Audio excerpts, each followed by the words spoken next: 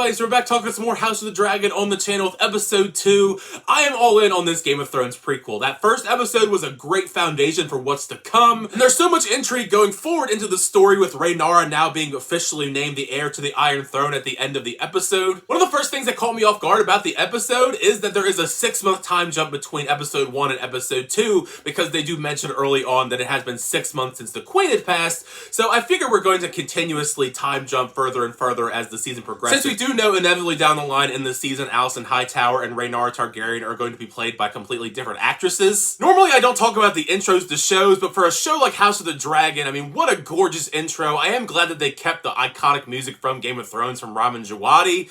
I mean, it's epic. The story progression here for episode 2 I thought was superb. Even if I do love the action sequences in the Game of Thrones universe, all of the plotting, the jockeying for power, the backstabbing, are generally what hooks me in, which was on full display in episode 2 due to the fact that Rhaenyra was named the heir to the Iron Throne, which does really start a lot of the scheming because many men are not a big fan of there being a female heir to the Iron Throne, so there's going to be a lot of scheming behind the scenes to try and get someone else to be the heir instead of Rhaenyra. I do really have to commend Rhaenyra in this situation, because despite all of this, she is so determined to prove that she deserves it to everyone around her in the kingdom and the council. It just seems like a really tough uphill battle when there is so much focus on King Viserys and his attempts to remarry and produce a new heir, which does feel kind of gross given the circumstances in the last episode 6 months ago with the Queen. As if I thought that was going to be the only thing that was awkward in this situation now that Corlys is offering his daughter Laena to be wed to Viserys, and she's 12, which is a very awkward conversation to have because she looks so young, she is so young, and the fact that she is talking about giving him children. But I mean, it is Game of Thrones after all, but it does throw some fun loops into the drama aspect of the show, having all of these many different families trying to set their families up due to those aspirations to claim the Iron Throne in some shape or form. The two biggest ones are the Hightowers, Otto and Alicent. Alicent Hightower,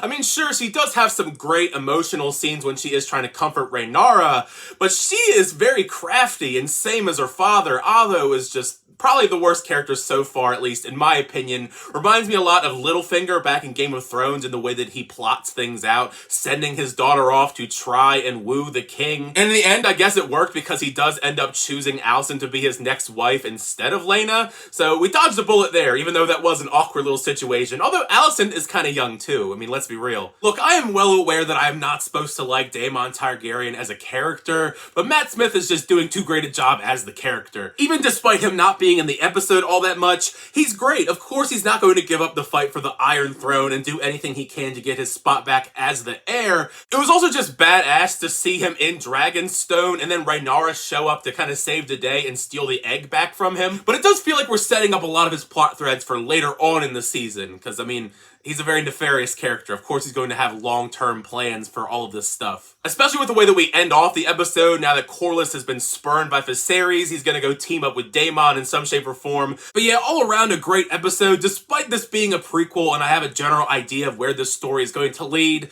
I can't help but be captivated by seeing it play out as the series is progressing. I mean, we already know we're getting a season 2 of House of the Dragon, which already is exciting in of itself. So make sure you share your thoughts down below. What do you think of episode 2 of House of the Dragon? Did you like the episode, dislike the episode? Share all your thoughts on the episode down below either way, because part of the fun is having a conversation with you guys in the comments section down below. Also, I am reacting to every single episode of Game of Thrones over on my friend Larry's channel, Chili Boy Productions. I'll leave links to that in the description if you want to check out more Game of Thrones content. We're currently at the very time of this recording about to do season 7, so that's going to be a fun journey. Thank you guys always check out the reviews. I would appreciate that. Be sure to leave a like on the video and also subscribe to the channel so you update reviews, reactions, unboxings, and more. So next time, I'll see you guys later.